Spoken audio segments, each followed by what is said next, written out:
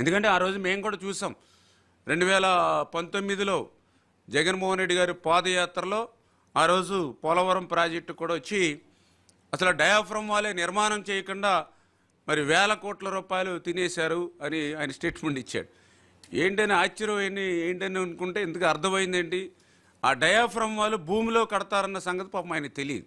అందుకని ఆ ప్రాజెక్ట్ దగ్గరికి వెళ్తే డయాఫ్రమ్ వాళ్ళు కనపడలేదు ఆయనకి.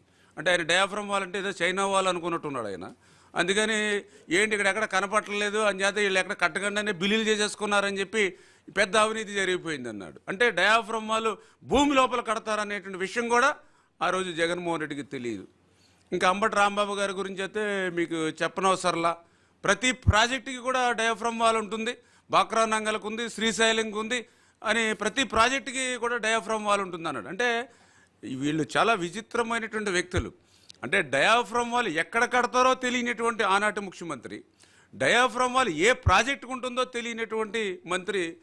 మరి వీళ్ళు ఈరోజు ఈ ప్రాజెక్టుల గురించి మాట్లాడుతూ ఉంటే ఇంకా ఈ ప్రజలు ఎట్లా అర్థం చేసుకోవాలో కూడా తెలియనటువంటి పరిస్థితి, దుస్థితి ఉంది. ఇప్పటికైనా మీ యొక్క ప్రభుత్వంలో 5 సంవత్సరాల్లో మీకు 151 సీట్లు ఇచ్చి 50% ఓట్లు ఇస్తే మీరు చేసినటువంటి నిర్వాకానికి, మీ విధ్వంసానికి ప్రజలు బుద్ధి చెప్పి మీకు 11 సీట్లు ఇస్తే దాని నుంచి పాఠాలు నేర్చుకోవాల్సినటువంటి మీరు ఇవాళ ఇంకా అదే బురదను, అదే అబద్ధాలను, అదే అసత్యాలను మళ్ళీ మళ్ళీ రుద్దాలని చేస్తే ఆంధ్రప్రదేశ్ రాష్ట్రంలో శాశ్వతంగా వైఎస్ఆర్సీపీ పార్టీ తెరమరుగైపోయేటువంటి పరిస్థితి ఉంటుందని చెప్పి మీ ద్వారా వారిని హెచ్చరిస్తూ ఉన్నాం.